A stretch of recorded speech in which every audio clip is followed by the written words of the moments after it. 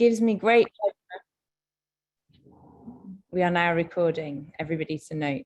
Gives me great pleasure to welcome you all, give you a very warm welcome to this first in a series of CSO consultations on the new PPR 5th Pandemic Prevention, Preparedness and Response Financial Intermediary framework.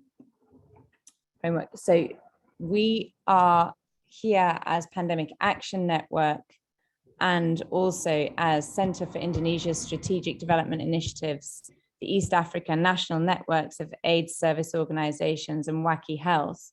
And we're delighted to have so many CSO partners on the call, 90 and growing today. And we also have government colleagues on the call, as well as 5th Secretariat colleagues. I'm going to set a little bit of context today, a little bit of background, go over some ground rules for this consultation, and then hand over to Ibu Dia from CISDI to moderate this session. There's an awful lot of interest in the 5th, which we can judge by how many people are joining this call. But there's also some concerns and a lot of questions that we want to answer. At the heart of this consultation is the fact that meaningful civil society engagement, leadership, and co-creation is fundamental to the success of global health investments and decision-making that have the most impact at the community level. So we want to make that case today, and we want to do so because we believe fundamentally that CSOs need to be a part of this process at every stage of the way. Many people here are following the 5th closely, and as a very brief recap, the 5th was established on June the 30th by the World Bank Executive Board, and this was based on many expert recommendations and came out of a G20 process. We provided a lot of background pre-reading on the 5th, which we sent round, and we'll put some of those links in the chat as well, so that you can dive into that as and when. Throughout July and August, contributors have been meeting to design and operationalize the 5th with a target date of getting this up and running by September the 9th. CSOs, and for the most part, non-donor stakeholders have not been in that room. And this is, we know that before it's established on September the 9th, many things will be embedded and things are harder to change after. So we're very keen to be heard and to get in the room if possible in order to make our case. This is the start of a process, and I want to emphasize that we're holding another consultation tomorrow, which is designed to be a friendly time zone to the Americas. This one is a friendly time zone to Asia. Both work more or less for Europe, Middle East, and Africa. But we want this to be a process, and we want to make sure that we are giving as much input as possible for the Secretariat and for governments to take and help them. And with that, I want to introduce Priya Basu from the Secretariat, head of the World Bank WHO 5th Interim Secretariat. Priya, it'd be great just to hear a hello from you today before we go over the ground rules. Thank you, and thanks for being with us. Thank you very much, Eloise. So on behalf of the Interim Secretariat for the 5th, I'd like to thank the Pandemic Action Network and the partners who've helped put together this event. We're very grateful to you and really encouraged by the participation. I can see names rolling in as I speak. So equity and inclusiveness are critical principles underpinning this financial intermediary fund for pandemic prevention, preparedness, and response. And to that end, we really welcome these consultations and look forward to hearing from you all on how this 5th can for once help break the cycle of panic and neglect that we've seen in past pandemics. And make sure that low-income countries and middle-income countries are better prepared for the next pandemic, and they have the resources to be able to invest in prevention, preparedness, and make sure that the costs of response for the next pandemic are lower, both in terms of lives lost and in terms of economic costs. While the primary purpose of today's meeting is for you all, for the civil society community, to interact directly with the FIF's founding donors, many of whom are present here today, the Interim Secretariat, of course, stands ready to help as needed. And I just wanted to mention that I'm joined by Scott Pendergast and Bruce Aylward from the WHO, with whom we're working very closely. It's the World Bank WHO Joint Interim Secretariat. And also members of the World Bank's key teams are also present here. So I wanted to kind of thank you again. And this is really for us to listen and take notes, and very much looking forward to this conversation. And Louise mentioned this is a continuing conversation. So thank you very much, and over back to you, Eloise. Thank you. And if I could ask colleagues to mute when they're not on the line, or maybe my co-host colleagues can. Great. I'm just going to go through some ground rules before we start. We have a large number of people on the call. We really want to get through as many people as possible. I've already asked you to kindly update your details so we can see your country, your name, your organization. That would be great. When the floor is open, please raise your virtual hand to be called on by the moderator. Please stay on mute before that time. Please turn on your camera when you make your intervention.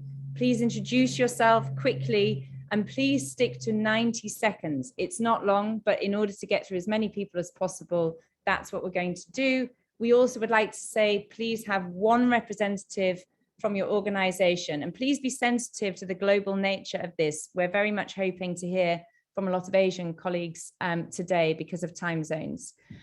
Because of the volume of people on the call, we have other ways to input today. We also have a survey which sets out the guiding questions for you. And this is a way for you to give written inputs, which will all go to the Secretariat and governments and all participants in the call. If you don't get chance to input verbally, or even if you do, if you want to do that as well. We will also have a Jamboard, which will also have a link in the chat to capture the top line themes that are on people's mind, that are top of mind today. We encourage you to use the chat, build on people's comments as well. Because we want to ensure diversity, we may not call on people in the order of hands raised in order to make sure we get that geographic representation. One important feature of today as well, this is a consultation for CSOs. We would ask that people do not directly quote or attribute comments here from this consultation. We will be offering the summary of notes of this to all participants. And that's a particular note for media colleagues in the room. If you want to write on this, please be in touch with Pandemic Action Network and respect this CSO consultation. If you're not a CSO and in the room, please respect the fact that this is for CSOs to put their hand up. Thank you so much. And without further ado, I will hand over to our fantastic moderators for the day. Firstly, to Ibu Dia Saminasi from CISDI. Ibu Dia, over to you. Thank you, Eloise, and hello, colleagues. I'm seeing a very huge number of colleagues already joining in. As laid out by Eloise, we have just under an hour and a half to finish our consultation. And if colleagues can help me move to the next slide, please. We will divide today's time into three big topics. First topic will be the discussion about governing board. The second topic, and then it will go on about 40 minutes. The discussion number two, or topic number two, will be about civil society engagement, and it will be about 30 minutes. Discussion number three will be about the technical advisory panel, which will go on for approximately 15 minutes. Next slide, please. In each topic, I will put the guiding questions to inform and guide the discussion here. And I would like to ask that colleagues who are going to speak, please do raise your hand. and turn on your camera. And that way we can really see who is going to speak, and then give the floor and the microphone to you. Other colleagues who are not speaking, we ask that you mute your microphone. You can turn on your camera, but please do mute your microphone. So let's begin for discussion topic 1, where we will discuss about the governing board. In this discussion topic, we will address CSO representation from non-donor stakeholders on the governing board of the FIF, including the number and proportion of seats, voting rights, selection process, and decision-making protocols, including consensus and or majority thresholds. There are 3 guiding questions in this topic. We would like first to ask about the composition of the board. What is, to your knowledge, what is the best practice of the board composition, whether it's the balance from the balance perspective, leadership from donors, non-donors, and community level stakeholders. And guiding question number 2, we will ask about examples of successful constituency-based governance structures. Of course, this is your, it includes also your, what you know, what you've heard from your experience, your knowledge, but also what you think is the best. We would like to gather everything. And number 3, the guiding questions will be, what are the concrete changes to the draft governance framework that can achieve these goals? So ideally, I will divide these 3 guiding questions into yet another 10 minutes, but respectful of the time limitation that we have, we would like to get your inputs, as don't worry about whether you are answering this correctly or not. I will ask probing questions if needed. Colleagues from CISDI will help with the Jamboard, and then at the end of each session, I will hand over to Onesmus from EANNASO to give a brief summary of the keywords that we capture here today. So I will ask about the first question. One is, what is the best practice, example of success, and what are the concrete changes that you think can help achieve this goal? Please, the floor is now open. Please do raise your hand and turn on your camera and microphone. The slide will be kept up for a while until all of you see this and have a moment to think about. Okay, I see 2 hands up. I will start calling from the left side. Andre, and then Aida. In that order, please. Thank you. A 90 minutes intervention will be ideal. Thank you. 90 seconds, I'm sorry. Yes, thank you very much. I'm Andrei Kushin. I'm physically located in Russia, but I'm calling on behalf of the global action coalition called End Pandemics, which is focusing on preventing pandemics. So our recommendation would be very strongly to make sure that the non-donor members of the board have at least equal representation of the interests of the prevention and preparedness and recovery, so that it's not only pushed towards recovery, vaccines and stuff, because prevention is the mother of cure, and these are typically the cheapest, the least expensive, and most cost-effective measures. So that's point number 1. Point number 2 is that for again, looking not at the institutional, but at the thematic representation of non-donor members on the board, we would call upon making sure that both the frontline community stakeholders are represented, then those who are dealing with changing public policies, those who are dealing with changing business practices, and those who are dealing with changing consumer behaviors. So these are the 4 impact tracks, as we call them in our alliance and pandemics.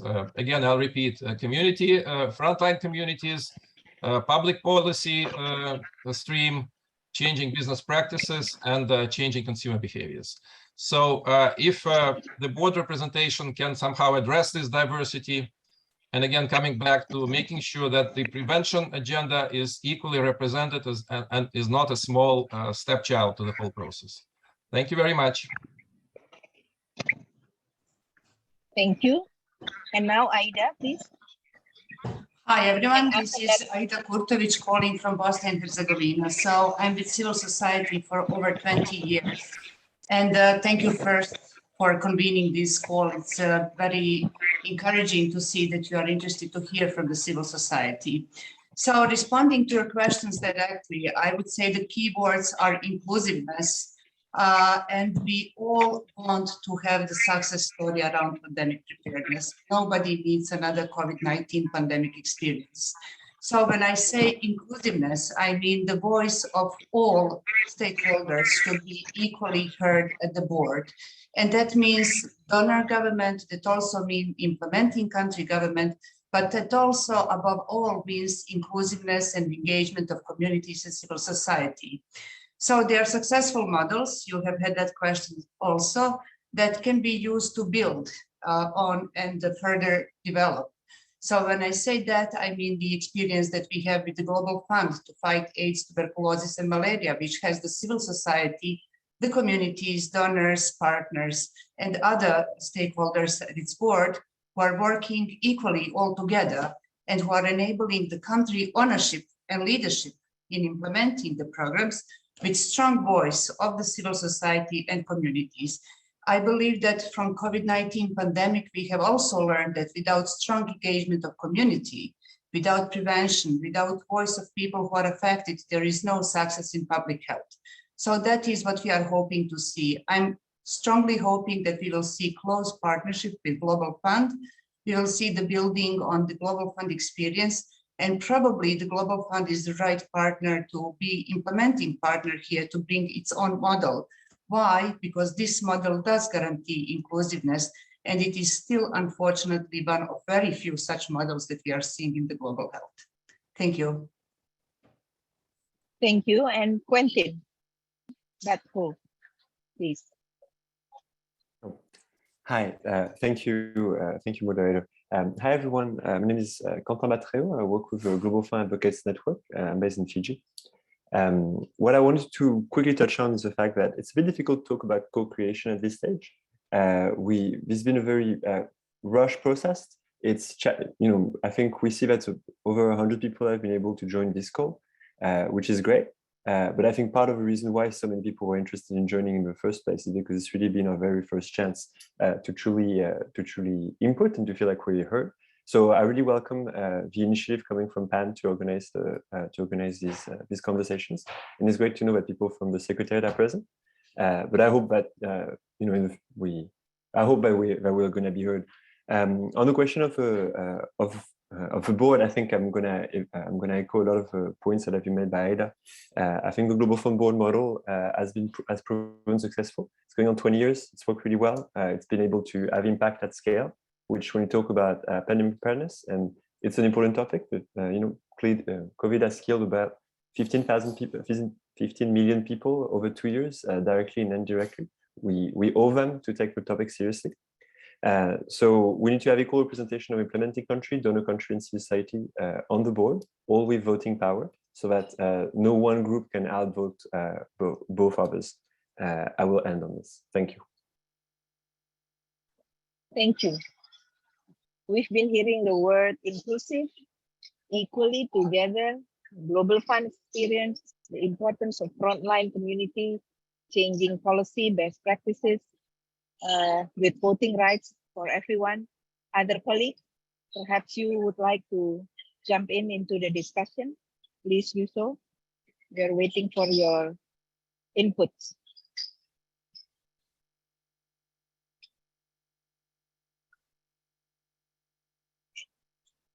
Colleagues from other parts, or perhaps from Asia. Okay, Ulrich and then Sergius, in that order, please. Thank you. Je, je, je disais tantôt merci de nous avoir fait participer à cette activité, notamment de santé. Je m'inscris positivement dans le cadre où vous avez posé des questions sur les meilleures pratiques que nous devons avoir.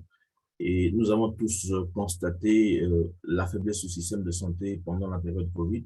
Et les conséquences sont telles qu'aujourd'hui, s'il y a des leçons à tirer et des pratiques à changer, ce serait surtout sur les alertes sur l'implication réelle des communautés, parce qu'elles sont celles qui sont sur les premières lignes lorsqu'il y a des activités, lorsqu'il y a une épidémie. Donc, l'implication des communautés ou bien de la société civile doit être effective dans certains pays. Il faut que nous mobilisions, nous obtenions les intérêts sociaux et surtout de santé des communautés, même dans les coins et les recoins du monde, puisque la couverture de santé universelle, elle se veut que le citoyen lambda qui est sur une quelconque position selon le globe terrestre soit à mesure d'avoir accès aux soins de qualité et, de, et surtout la disponibilité des médicaments ou bien de la prise en charge. Chose qu'aujourd'hui, je pense que dans les configurations de systèmes de l'OMS et de tous les systèmes de santé, il y a des limites. Nous sommes sur le terrain chez nous au Congo, il y a des limites qui ne sont pas atteintes sur la couverture de santé universelle. Il y a des atteintes qui ne sont pas, il y a des atteintes qui ne sont pas encore actées. Donc, il faut que le Fonds mondial, il faut que ce secrétariat serve de pilier, serve de base pour que nous ayons à intégrer les vraies questions, d'impliquer les communautés dans selon leurs lieux respectifs, qu'ils soient à même d'accéder de façon facile, de façon efficace face à une épidémie. Et que très tôt une épidémie soit détectée, très tôt que nous prenions des dispositions actives face aux épidémies dans nos pays respectifs. Donc, cela émane également de la volonté du Fonds mondial d'essayer d'élargir son champ, d'essayer vraiment d'impliquer les communautés de tout lieu du monde à cette question de riposte face aux épidémies, de sorte que très tôt, on a identifié une épidémie quelle qu'elle soit, très tôt, on a mis les mesures de prévention et de prise en charge, et que, de sorte que nous puissions réduire davantage les risques, sinon le taux de mortalité, selon la frappe que le monde a connue avec la situation Covid. Donc, il est question réellement que nous changeons les protocoles, que nous adaptons les protocoles en intégrant les communautés selon les épidémies ou selon les cas à venir. Voilà, j'en ai terminé. Merci. Merci, j'ai terminé. Merci beaucoup. Sergius, in that order, please. Thank you. Thank you very much. There were great suggestions by other colleagues, which I'm not going to repeat in the interest of time. I wanted to suggest that the donor community should be segmented in various groups of donors of high, middle, and maybe even low income countries. The idea behind this is that often enough in these multilateral funds, it's those donors who get a seat at the board who give the largest contributions. So this disincentivizes smaller economies to contribute to funds like these because they know that they will never get a seat on the board. If we segment, if we reserve donor seats for countries with mid-sized contributions or even small contributions, we would achieve more inclusiveness because even smaller contributions would mean that a country could eventually maybe get a seat on the board. And I believe, as many other colleagues pointed out, that if also smaller economies contribute to this fund, it will just raise the accountability and raise the interest and raise by such also the ownership of the whole project. Thank you. Thank you. I see hands from Senegal, Amadou Cameroon, Rachel Kropp, UK, and then Ficton Onyango. I would like to invite colleagues from the Asia organizations or time zone to also jump into this to give inputs. We have just under 15 minutes for this first section before the conclusion of this first segment. So please, Amadou, and then Francois and Rachel. Thank you.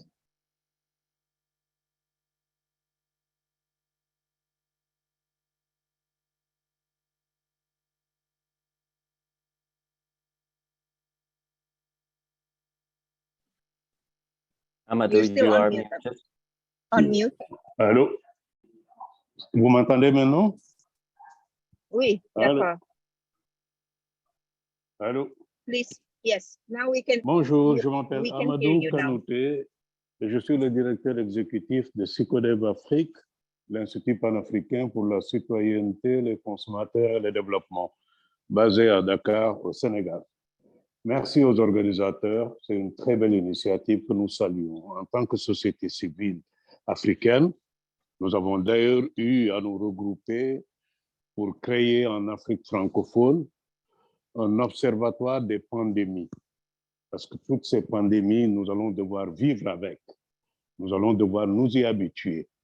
Et donc, la société civile, les organisations communautaires, nous nous sommes organisés en Afrique francophone pour pouvoir accompagner et travailler avec nos États.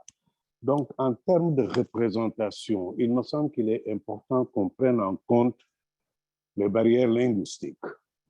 Il est important qu'on puisse tenir en compte la représentation en termes de pays anglophones, francophones, mais aussi géographiques, de manière à ce que nous puissions avoir des points de vue de différentes zones qui puissent être importants. Ça, c'est un premier aspect. En termes de représentation, il me semble qu'il est tout aussi important d'avoir la société civile représentée dans ces cadres.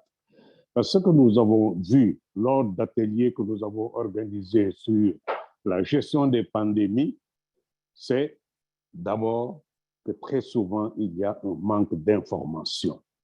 Nous ne savons pas quelles sont les ressources qui viennent vers les pays qui en ont le plus besoin.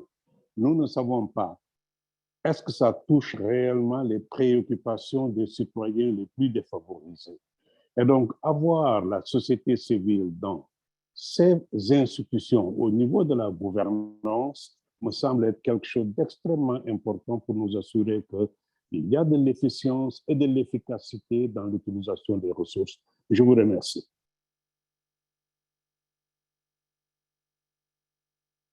Thank you. And now from Cameroon, François.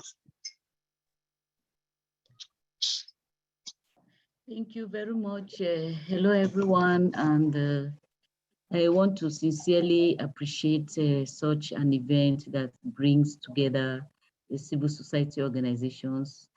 I'm from Cameroon. My name is Mwabufo François, and I want to talk about in regards to the questions that have been asked today. I see that we should approach health and as a holistic care, as an aspect of One Health or planetary health. In that case, it is really going to touch a lot of aspects, and so we bring together civil society organizations that are intervening in the One Health, in the planetary health, so that every sector will be taken into consideration and none will be left out. So that's my suggestion today, that as the funders are bringing the civil society organizations together, not only are we engaging those that are frontline in the community, because for example, in Cameroon, 45% of the population live in the rural community. And so if we leave out the community, we are leaving out a lot. And also approach health as a holistic aspect, integrating the animal health, environmental health, human health, and the ecosystem all together, and the planetary health aspect. So many aspects will be touched. Thank you very much.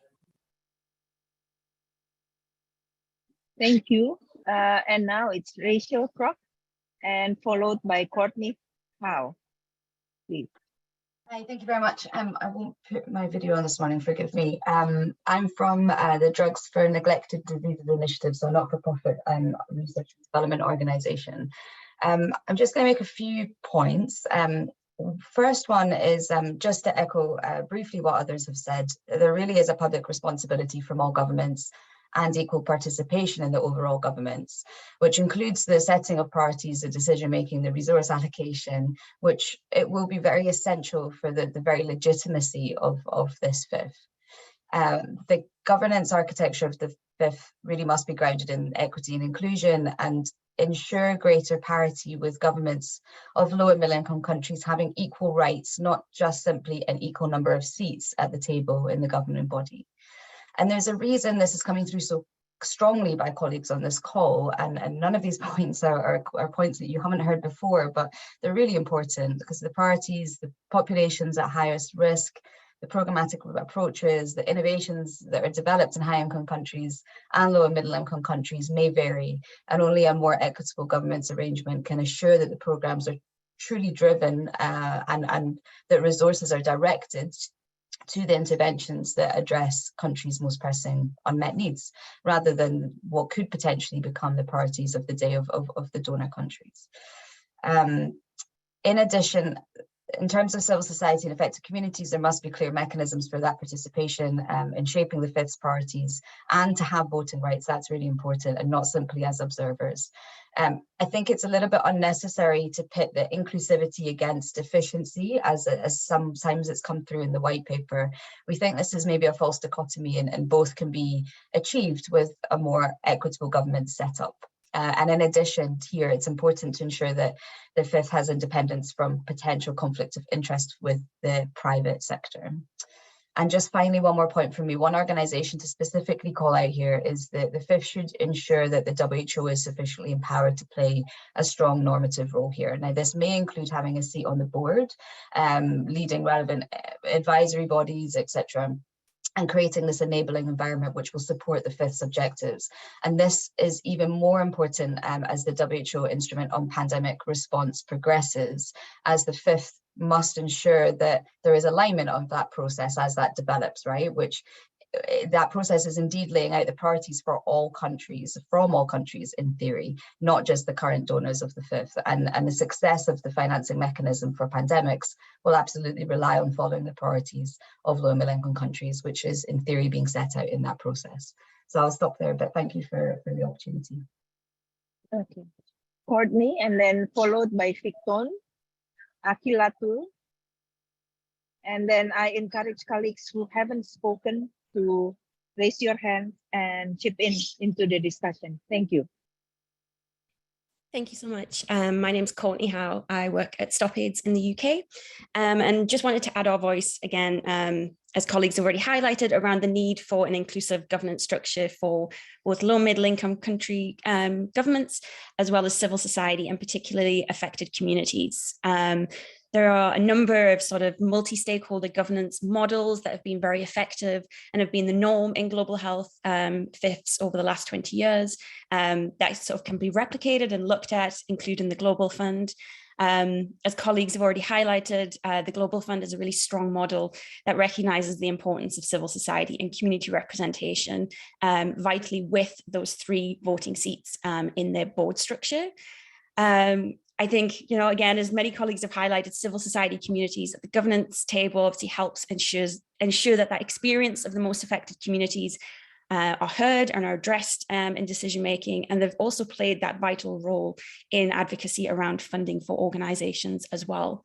I just wanted to support sort of Rachel's comments around this sort of false narrative that we sometimes hear in governance around whether it's balancing representation and agility, and that we need to sort of dispel this kind of false narrative that we hear around this. I think, as already highlighted, we've seen that this kind of representation is very effective in governance models at the moment.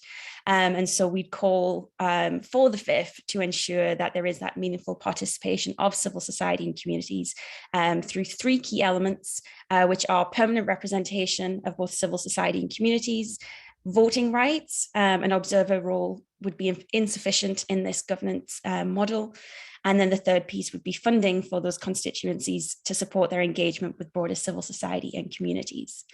I wanted to again thank civil society colleagues for hosting this consultation. It's a really important moment to have these discussions, but would also like to highlight, if we're going to have an inclusive governance structure, it's also really important that civil society and communities are invited directly into the weekly design meetings that are happening to ensure that we are co-creating this structure from the outset. Thank you so much. Thank you. Victon. Okay. Thank you so much. And I want to say that I'm Victor from Kenya, working with a civil society, a community-based organization within Kenya. And I have around three concerns. One is I want to echo what one of the presenters says, that we need to segment the fundings. And he talked about segmenting according to the developing countries and then the underdeveloped countries. But I want us to go further and look at how best can we segment the funding to take consideration of the grassroots based organizations, because some of the times you realize that most of the funding are given to the big donor funding, international organization. But the big question that are they implementing approaches that are resonating to the local community? Because when we are talking about the health is at the family level, health is at the community level. That is where the health is. And that is where we are able to address issues of an individual. So it's not up there, it's down at the family, it's down at the community level. So segmentations when it comes to donor funding need to align itself to community-based approach. And this one can only be realized when community structures are strengthened. And we have government structure at the community level. Again, we have community-based organization. How do we bring them on board so that they be not only users, but also part of the service provision? That is one thing, one key aspect of co-creation that I believe will be okay. The second category is that how diverse is our funding in tackling communities which are at need. And this one I'm looking at, currently we work with, we have the refugee camps, and we have people a number of people who are in these areas. But again, you realize that they depend on what maybe UN agencies and the government have co-created. A little participation is being engaged when it's come to these communities. And so how are we going to make sure that we give approach to funding when it's come right holder centered approach?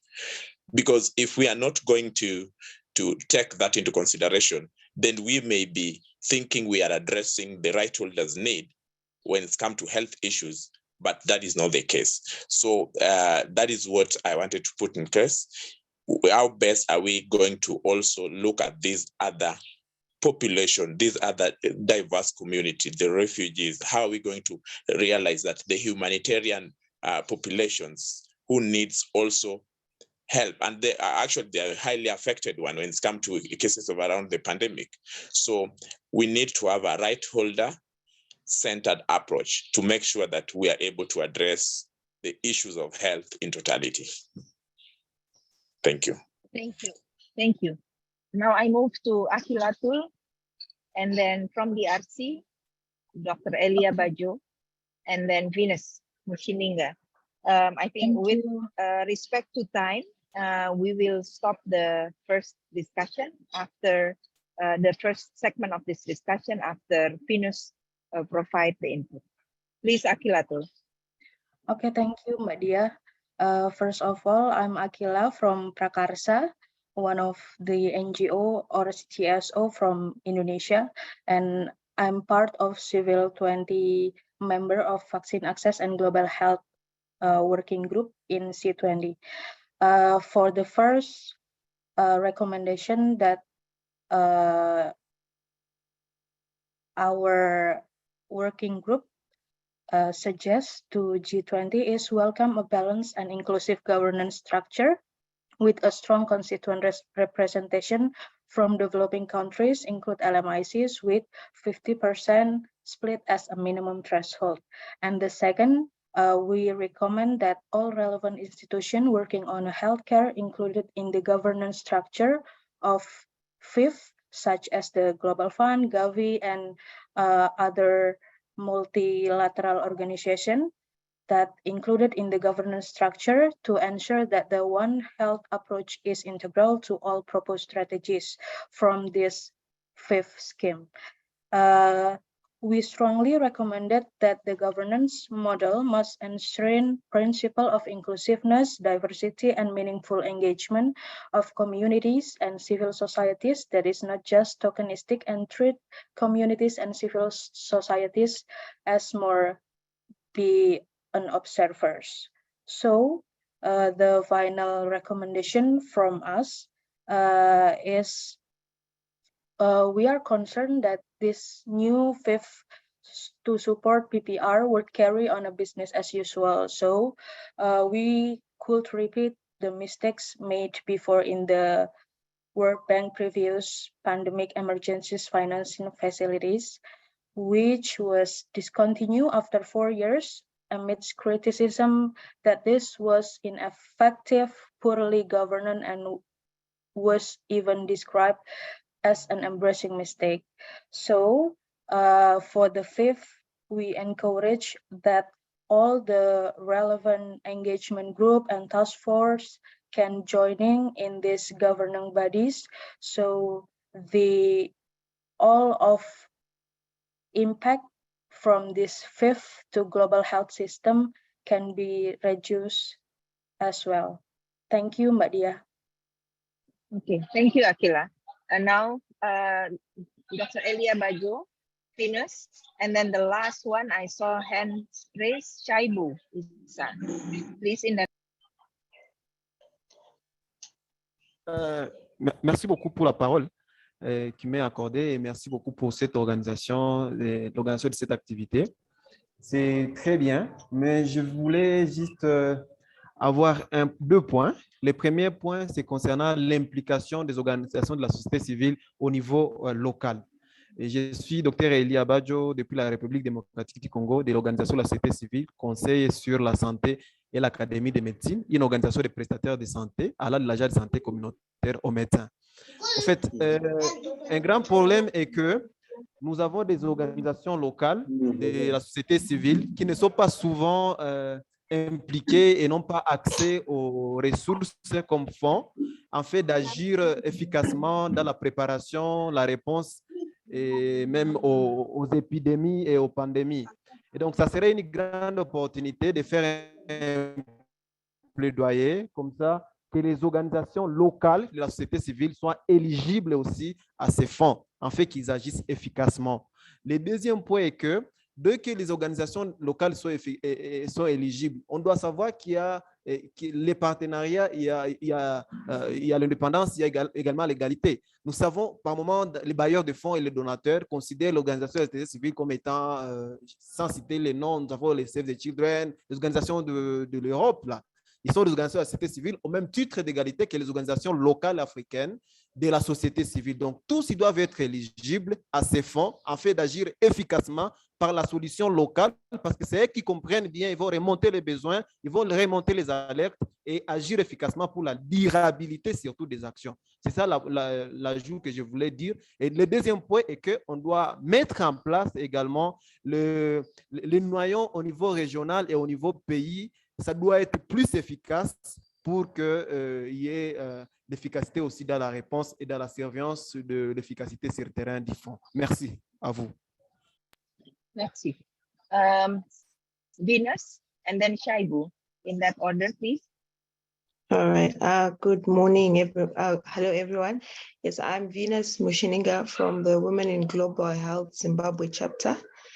Yes, we would like to recommend that in the governance structures, we have equal representation of women because we've realized women are on the forefront of fighting pandemics as part of the healthcare workforce, and their inputs would be very critical in ensuring that resources are directed towards the areas that give us the biggest impact when it comes to pandemics. So I think it will be critical for us to have that, to look at the perspective of gender representation in the governance structures. Thank you. Thank you. Shaibu.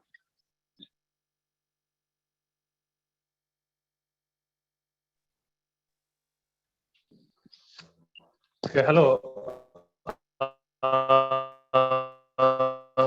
My name is Shaibu Isa from community, and my recommendation that inclusion is very important to achieve important on this. For instance, a fund should be granted to even in local organization that have a real mission to prevent or who are ready to prepare in prevention of certain pandemic. So if funding it will be given to the giant stakeholder and leave behind those local organizations that face the problem from the local level or focus the problem from the grassroots. The engagement will never be effective because this local organization are the one that see the problem from the family. So when we want it to end, the preparedness should start from the grassroots. I mean, from the family level. So in issue of the funding, it should focus into this organization, a local organization, but also the issue of the race and the geographical differences should never be into the agenda, because if any discrimination it will happen, it means that when it happens, a certain pandemic that affect all, there is some places that are not benefited with the fund will be affected more than others. So the inclusion of all civil society, despite the giant of the stakeholder, is necessary, but also inclusion of this civil society in fund, it will be very important to achieve the goal of civil society mechanism engagement.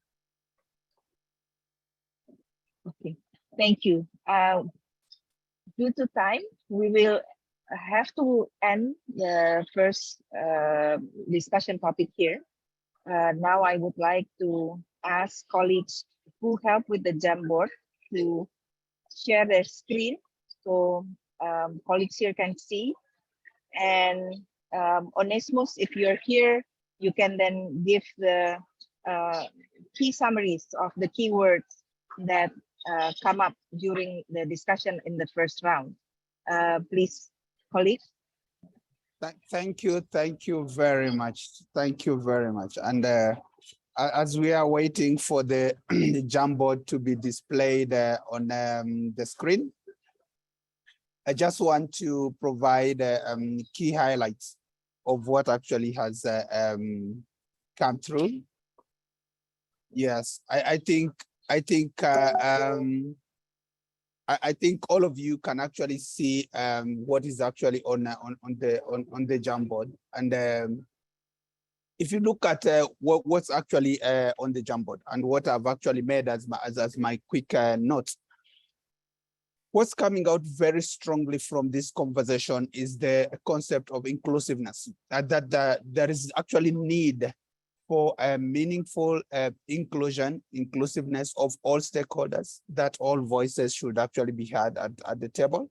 And we are talking about donor countries, we are talking about recipient countries, we are talking about civil society and communities.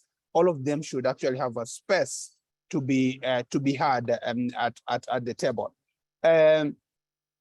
This has actually been quite well characterized in different presentations, including how do we make sure that the different partners are actually included at the table, so that none feels kind of inferior or feels like they are not relevant or they are not fully considered. And this has actually been pointed out on the point of segmentation. Yes, we can actually have and recognize that different partners will have different roles. You have the donor, the high level donor countries, you have middle and low, but again, you also have recipient countries, you also have civil society and communities who also need to have actually a space at the decision-making table. And then the other thing that was coming out was accountability and oversight, that there is need for civil society to meaningfully get involved in this new fifth to ensure appropriate oversight and accountability of the use of the resources. This has also come out very, very strongly. There was also the point on co-participation of recipient governments in priority setting, so that in as much as we are going to have donor countries providing much of the resources, there is need for recipient countries actually to be part of the priority setting of how the resources are actually supposed to move across the board. And then there was also the concept of equity and inclusion and transparency. This is key, and this can only be achieved when you have the different actually stakeholders being actively and well included in the governance structure. Another thing that was coming out was actually meaningful participation of civil society and adoption of the people-centered approach in the design of the governance of this fifth. And also another thing that I picked out from the conversation was actually equal representation of the prevention constituencies alongside the preparedness and recovery. This was also one of the key things that was coming up. And finally, there was also the need to ensure representation of frontline communities as part of the governance mechanism, and also working on the change in order to ensure that the policies that govern the fifth are actually inclusive of frontline communities. So that's what I was able to pick.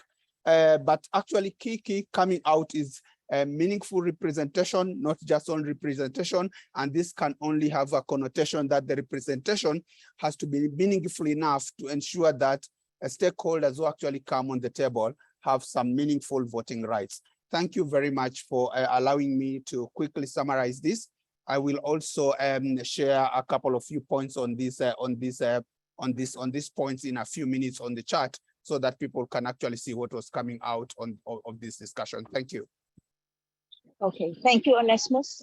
Perhaps a few points to add to the great summary from Onesmus. It's also equal representation of women, and also in the chat we see inclusion of the small youth organization. I think that's women and youth are equally important. And also a point came up about equal rights of LMICs. Right now we are going to move to topic number 2.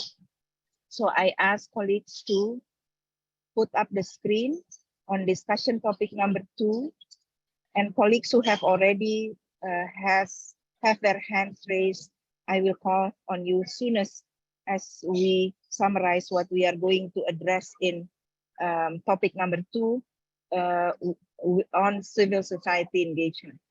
What are examples? Bullet point 1, examples and best practices of international bodies and financing mechanisms that successfully and meaningfully engage civil society. So again, in this topic, we would like for you to bring up your experience and knowledge. To your knowledge, what are international bodies and financing mechanisms that have shown best practices and examples, and what are the critical elements of success?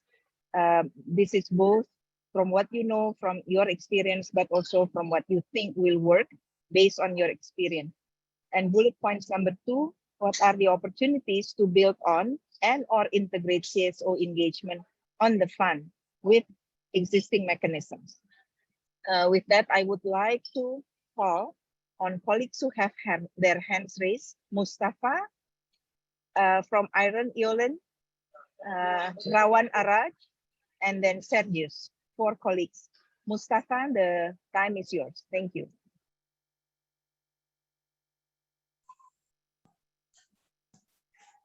Hello, good morning. Hello, good morning. Good morning, Mustafa. If you are able, can you please turn on your camera? Okay. Thank you.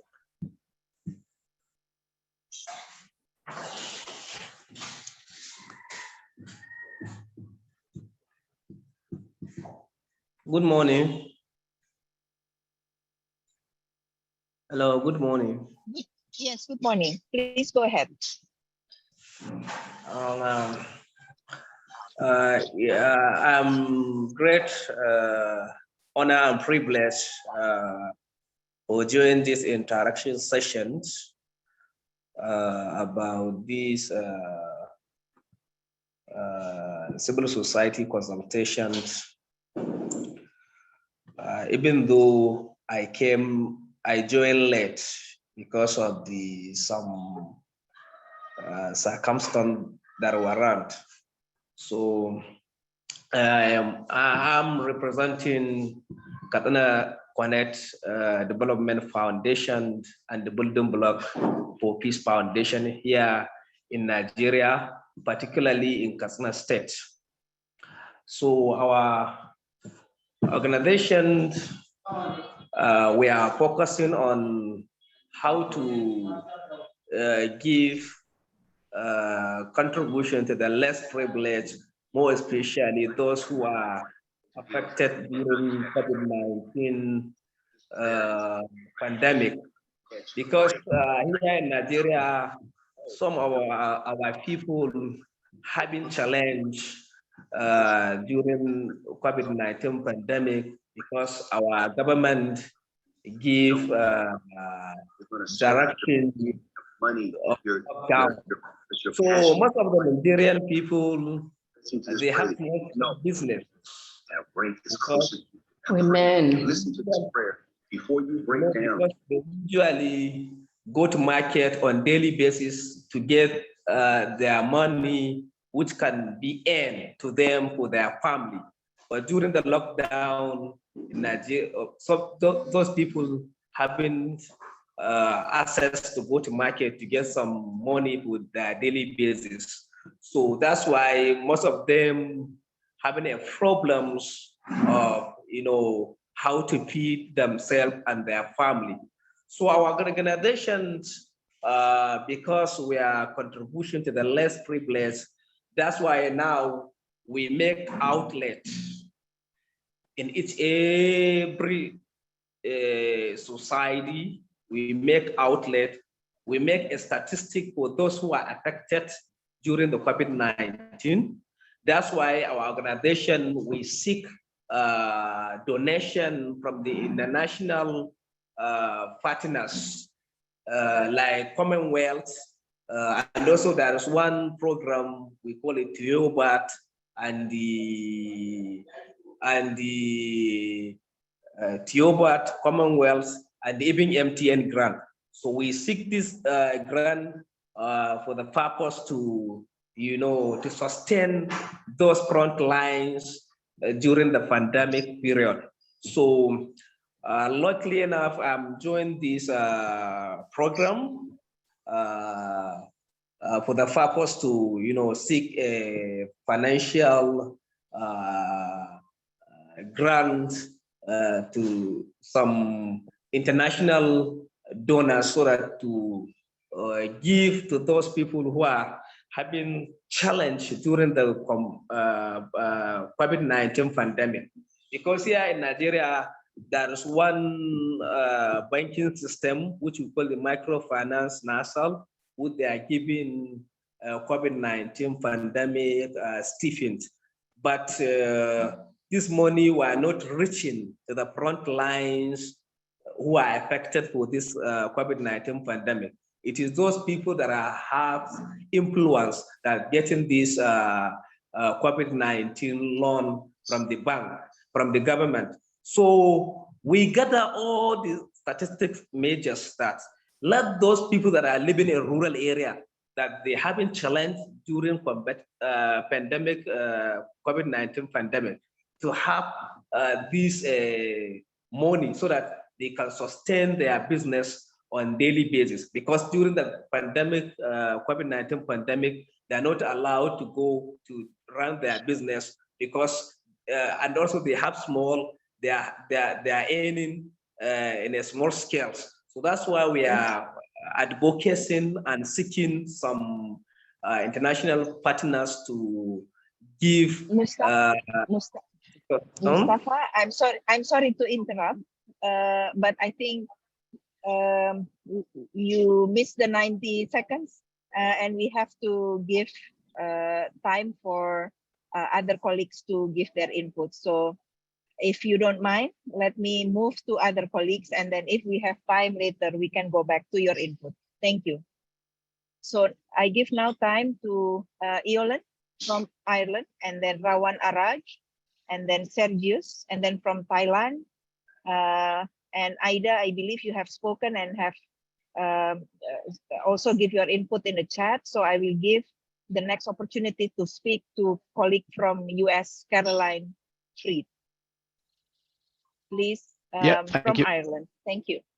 Yeah, great. Thank you very much. So I'll just be quick. My name is Ola McFadden. I'm from Frontline AIDS, which is based in the UK, South Africa. So just in terms of the guide questions for this section, with the first of which was what are examples, best practices of international bodies that successfully and meaningfully engage civil society. Just to repeat what other people have already mentioned about how the Global Fund is itself is a fifth and had huge success in the past 20 years in combating the HIV pandemic. And the fund itself has often said that the communities and civil societies have played an active role at every level of their operations in terms of policy development, implementation. The ED, Peter Sands himself, has said that the governments and private sector have key roles in global health, but civil society is the oil in the engine, and an engaged civil society drives progress. So it would be great to see the learnings from that incorporated into this fifth. In terms of the second guide question about what are opportunities to build on or integrate CSO engagement in the fund, there's a very short deadline between now and the soft launch of the fund on the 8th of September. So in the short term, I think the most meaningful way to engage and to integrate CSOs into the fund will be to have CSOs and community representatives engaged in the existing weekly meetings and planning processes that are ongoing at the moment. I think that would be very useful. And also for the CSO recommendations and inputs around engagement to be more captured in any additional white paper or zero drafts that are developed from this point on as a language around CSO engagement and recommendations of how to achieve this that were submitted in the white paper consultation previously were not necessarily fully captured in updated versions of the white paper that were submitted. So in terms of another ongoing process that's happening, it would be really useful for those to be integrated as well. Thank you very much. Thank you. Rawan Araj, time is yours. Thank you. This is Rawan Araj from GHD EMPNet, which is a public health network headquartered in Amman, Jordan, but working in support of strengthening health systems in the Eastern Mediterranean region. General comments on the issues raised. To meaningfully engage civil society, we need really to look at the fundamental weaknesses relating to the forums of cooperation that were revealed in the recent pandemic. Hence, financing mechanisms need to be targeting efforts from different global, regional, and national levels relating to effective information sharing on disease outbreaks, capacity building for frontline workforce, and other prevention, preparedness, and response efforts that rely on inclusive approaches such as the One Health approach.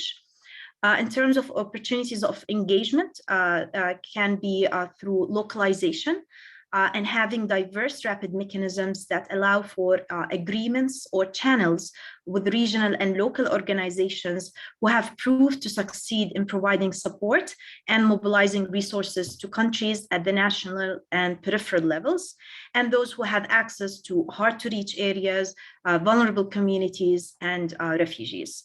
Happy to elaborate more, but thank you for this brief opportunity. Over. Thank you. And if you have any other elaboration on your key points, colleagues, please do not hesitate to put in the chat. We will record everything. Please, now it's Sergius. Thank you very much. So in terms of best practice examples, of course, the Global Fund is just fantastic, but I wanted to give another best practice example because I gathered that some people in the World Bank, I don't know whether that's true, but that there were currents in the World Bank saying, no, civil society isn't possible, it's incompatible with World Bank regulations or procedures, it's too cumbersome, la la la. And so in that particular context, I would want to point to the fact that there is the Global Agriculture and Food Security Program, also a fifth, also hosted by the World Bank, which does have civil society inclusion and civil society representation in their steering committee. That's basically the word for their board. So I think, and by the way, the Secretariat also provided by the World Bank is incredibly proud about that civil society representation within that mechanism. So just that as an example, the GAFSP, as it's also called, as a wonderful example, whenever World Bank bureaucrats start saying that it wouldn't be possible within their structures. Thank you. I invite colleagues from Thailand, and then the US and the UK. UK, Sarah Collinson, US, Caroline Free. Please, Thailand, go ahead. Good afternoon. My name is Srihari Acharya. I work for a regional CSO platform based in Bangkok. I think in terms of meaningful civil society and community engagement, what we have learned here is having a proper channel of community and civil society engagement would help to take evidence-based decision, and that means building constituency of civil society communities and having sufficient resources to engage them and represent their voice at the decision making. I think that mechanism would work. I will stop here. Thank you. Thank you. Now, Caroline, please. Hello, everyone. My name is Caroline Freed. I represent the Center for Asia Pacific Resilience and Innovation, co-located in Taipei and the US. And I'd like to express that engagement with CSOs should happen continually through a mechanism of the fifth that monitors an impact, that monitors the impact and the success of the fifth's work. So that CSOs can be involved in the monitoring and evaluation of how successful it is on the front lines. Thank you so much. Thank you. UK, Sarah, please.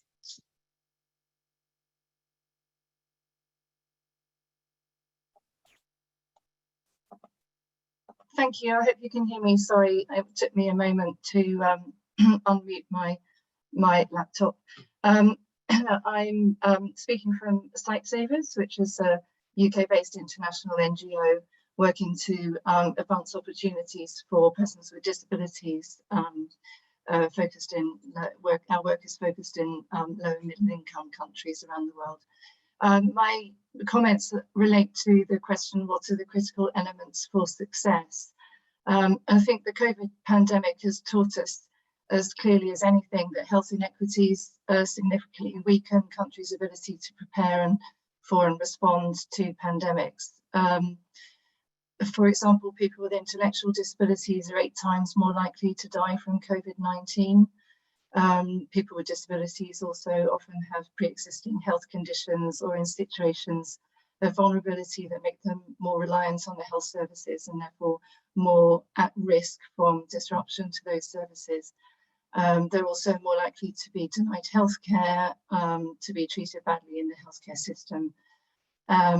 And importantly, they're also at high risk of marginalization from civil society engagement in this and other policy processes. So we would like to see specific measures to ensure meaningful engagement of people with disabilities and other groups who are particularly at risk from pandemics and also at particular risk of exclusion from participation in civil society engagement.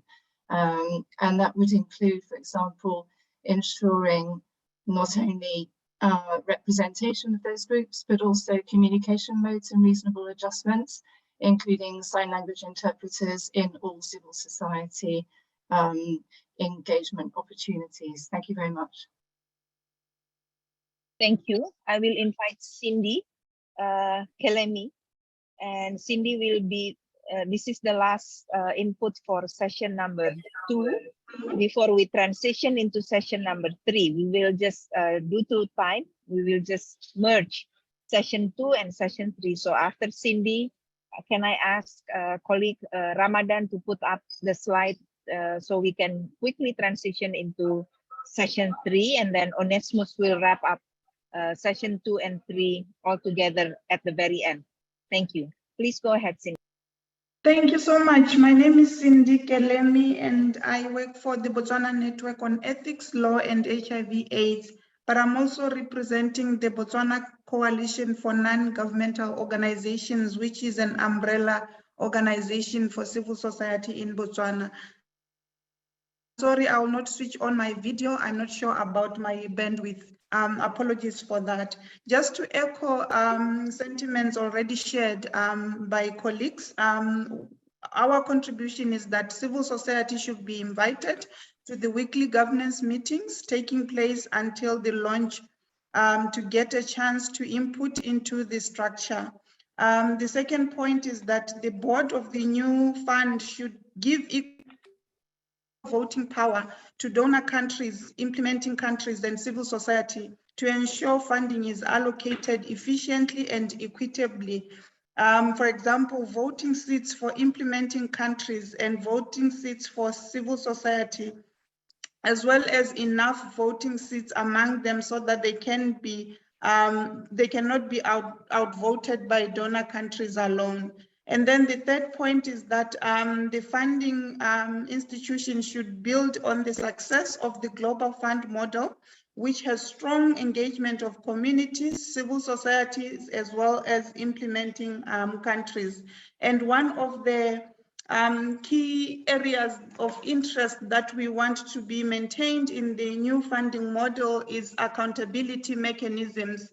We think that the Global Fund has very clearly outlined accountability mechanisms, and that there is also very effective processes for managing conflict of interest.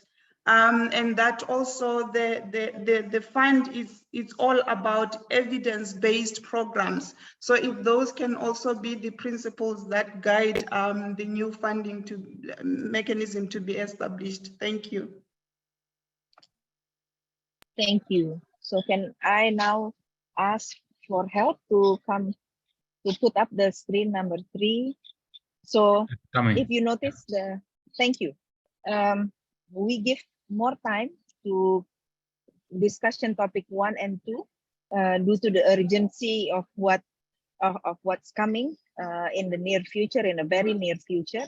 And then we think that this topic number 3 can be a discussion that can take a longer period of time. However, we would like to capture what you think about the technical advisory panel at this point in time, and how to address the shape and function of this, the 5th technical advisory panel, what kind of competencies and perspectives are required in this TAP, what should be the role of CSO and NGOs and other community level experts, and how should the WHO technical expertise be leveraged in fund governance and decision making. So we will use the last 15 minutes to discuss topic number 3. And then please, colleagues, if you do still have inputs for discussion topic 1 and discussion topic 2, please do put it on in the chat box, and we will make sure we record everything. Thank you. I see Gabriel, Lane, and also Iolan from Ireland. Thank you. Please, Gabriel. Hi, thank you very much. It's been a really interesting discussion so far, and great to hear what others are working on. I think just to echo, I know it's been mentioned a few times already, I'm a One Health policy advisor, and just to make sure that when we are building these technical advisory groups, we recognize that pandemics don't start in a human population a lot of the time. They're starting through environmental drivers, through wildlife interactions, through market changes that might drive people's interactions with the local habitat. And this is where we get emergence of new diseases, and also constant transference of zoonotic diseases as well. So making sure that we have the technical expertise within the group and that communication across the sectors. And often in a lot of countries, the veterinary sector, the environmental health sector are not as well developed as the human health sector, the public health sector. So making sure that we have the workforce capacity there and the ability to communicate across those sectors, because I know some of the other colleagues have talked about community engagement up, and I completely agree. Pandemics, or the future pandemics, they're going to start at community level. They're going to be recognized there, but not just within the humans and within the communities, but within the animal populations, the livestock populations, the wildlife populations. So making sure we have that governance structure which allows people to work in that One Health approach, and kind of recognizing that the UN is also trying to do that with the quadripartite between the WHO, the World Organization for Animal Health, the Food and Agricultural Organization, the UN Environment Programme. So maybe trying to reflect that. And there's one of the examples you were talking about, governance structures, just things like in Brazil, we've written a strategy for One Health for neglected tropical diseases, which is a WHO document. And one of the examples in there is from the Brazil and their community health teams, which are mixed veterinary and human health teams that go into the community, to stop seeing it as silos from where you come from a technical disciplinary perspective, but where it is that you're going to be working. So if you're in the community, doesn't matter whether you're working with animal health, human health, environment health, it's a community-based team, and then work the governance structures that way around. Thanks so much. Thank you. Yolan? Yeah, I'll just come in quickly. In terms of the first question around what kind of competencies and perspectives are required in the technical advisory panel. Yeah, just very simply on that, I think the experience and learnings of communities and CSO organizations who've been directly engaging and responding to pandemics, either HIV, TB, or COVID more recently, should be recognized as technical expertise that can be included in these advisory panels. And then in terms of how should the WHO's technical expertise be leveraged in fund governance and decision making, the WHO has technical expertise in a lot of different areas that we could talk about, but in terms of the relevance for this meeting, the WHO, through its efforts against the HIV pandemic in particular for the past several decades, has built up quite strong mechanisms in many of its programs for engaging and consulting with civil society and communities. And we've seen in the last few months, they've been able to quite skillfully and quickly transfer a lot of those partnerships and engagements with communities and CSOs into their response to monkeypox. So I think these skills can also be transferred and incorporated into the FIF and the preparations and responses for future potential pandemics that may arise as well. Yeah, so that's it. Thank you. Thank you. Karti, and then François. Thank you. Hi, my name is Karti. I'm representing the Civil Society Engagement Mechanism for UHC 2030 and speaking from India. I would like to echo my colleagues who called for more civil society participation, and especially participation right now in this planning stage, to consider civil society and communities as equal partners. In terms of the questions on the technical expertise and perspectives, I would like to raise the importance of investments in primary healthcare and in foundations of primary healthcare that we've seen are so vital during the COVID-19 pandemic and will continue to be for any kind of pandemic preparedness. We would like to ensure that the FIF and the pandemic treaty instruments really focus on the principles of universal health coverage based on strong health systems that can serve all for various kinds of diseases, including health emergencies. Thank you. Thank you. François?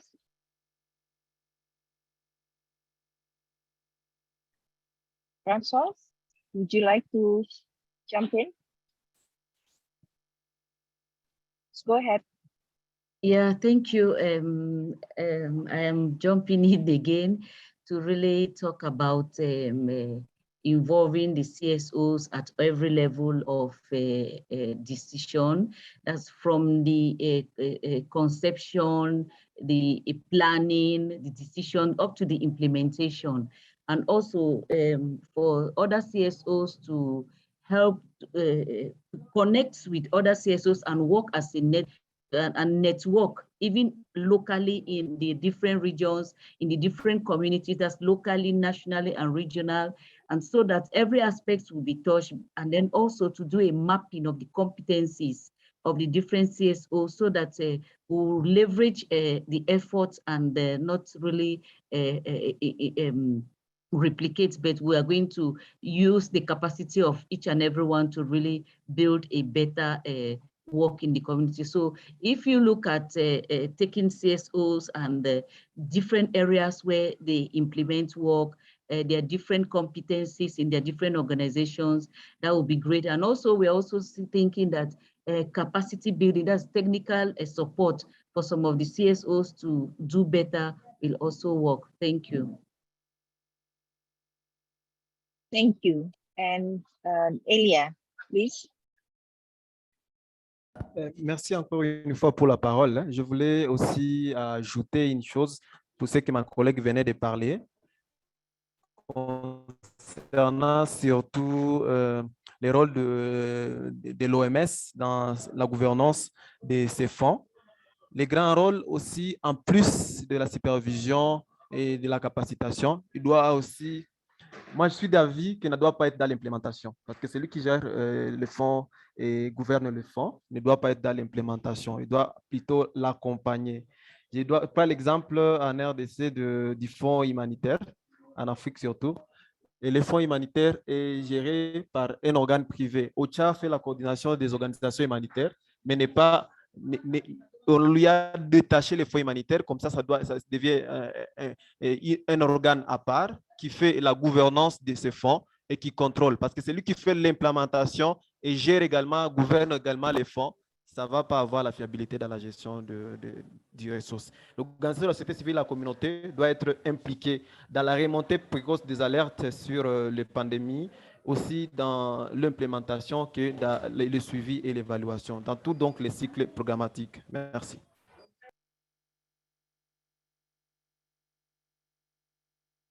Thank you.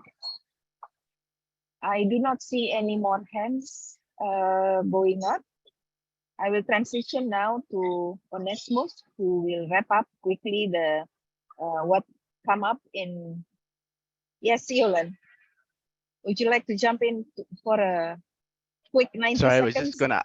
I was just going to ask, there's a question that's just been posted in the chat by Mitt Phillips from MSF. It would be great if we could get a response to that one, maybe. Thank you. Sure.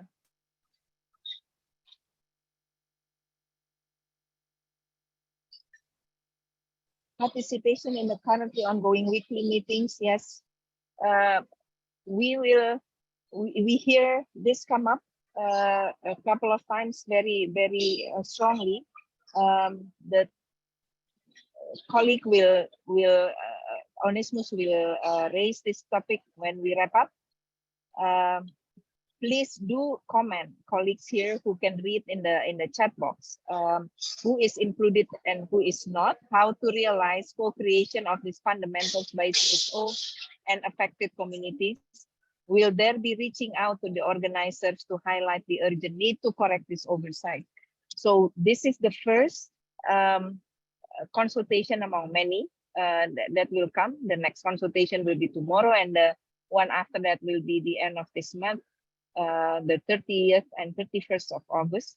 We will have more time to digest the situation and also to give our input to the ongoing weekly meetings. Definitely the ones, the inputs raised today will be documented and conveyed. And also colleagues from the interim secretariat who are here are listening into our discussion today. So please do bring this up again, and we will then also document this and provide this input to colleagues in the interim secretariat. Thank you. Other points come up in the chat box include the central role of the WHO, the One Health approach, and the investment in universal health coverage and primary health care, and of course also the importance of two-way participations and inclusion of gender lens.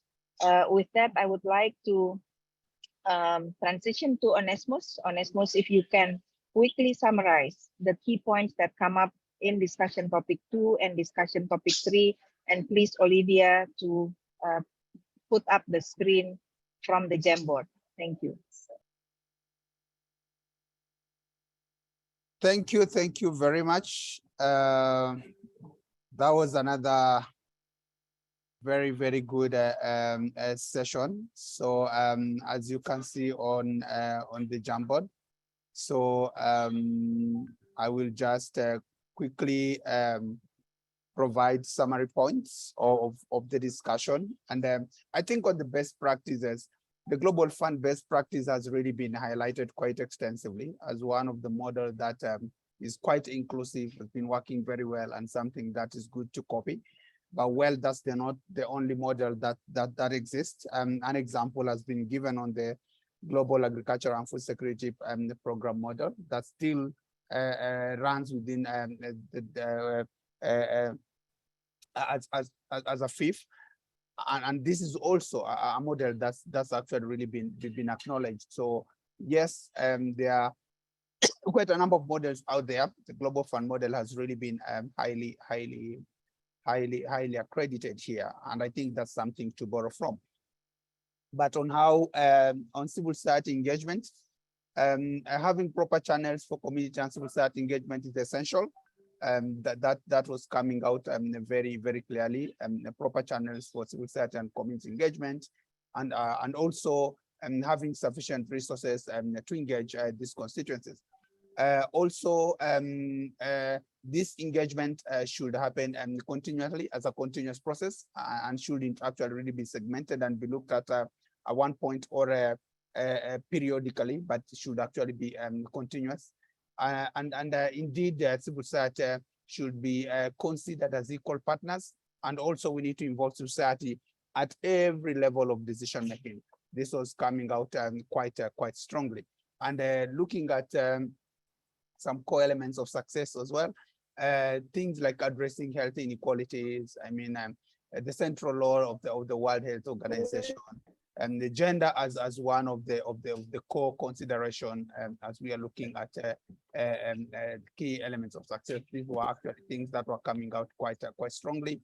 But again, we're also looking at a governance structure that allows us to work on the One Health approach. I mean, broadening it up so that actually adopting the One Health approach as one of the frameworks that actually has been seen to have much impact. And also capacity strengthening of civil society to meaningfully engage. This is something that also is coming out strongly, that yes, we really want engagement of civil society and community in this whole process, but yes, a continuous process of ensuring that civil society and communities have the right capacities to engage is also quite critical. So these are some of the key highlights of what was coming out in discussion 2 and discussion 3. Just in case I have missed 1 or 2, 3 things, one would want to quickly add on that would actually be helpful. But thank you very much. This was a very also well taken discussion. Thank you. With that, I would like to hand over to Eloise. Thank you, colleagues, for your participation. This is indeed the very first one. We will have many more to come, and hopefully colleagues will join in the next consultations hereafter. Thank you. Please, Eloise. Thank you so much, Ibu Diaz Saminasi, and I think everybody thanks you for excellent moderation today, and thank you, Onesimus, also for the summaries. Thank you to all the participants in the room today. I counted at least 34 countries. What we heard a lot about inclusion, representation, equity, transparency, participation, and accountability. We heard about the norms set by the Global Fund, 3 seats for civil society with voting rights. All of these messages came across loud and clear. I would urge you to also input into the survey. Our colleague Rafa put that in the chat. That's a chance for you to also note down in written form your contributions.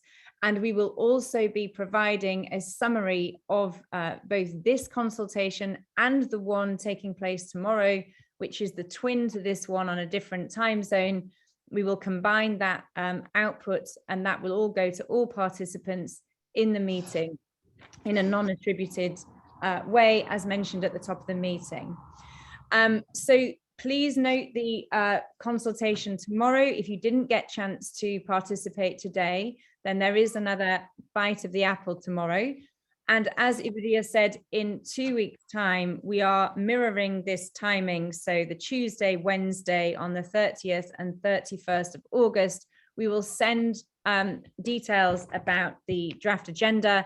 We are trying insofar as possible to mirror what's going on in the room. But as everybody has said, lots of people have said, we would like to be in that room at the design stage too. So thank you so much. Thank you for your participation. Very inspiring to see so many people here. Thank you to the World Bank, WHO, the Secretariat of the Fifth, and to the governments that have joined and listened today. We look forward to you listening throughout this process, and we look forward to providing you with the materials from this consultation. We look forward to co-creating this together. With that, have a wonderful day wherever you are in the world, and a huge thank you. Thank you very much. Thank you, everyone. Thank you, Eloise.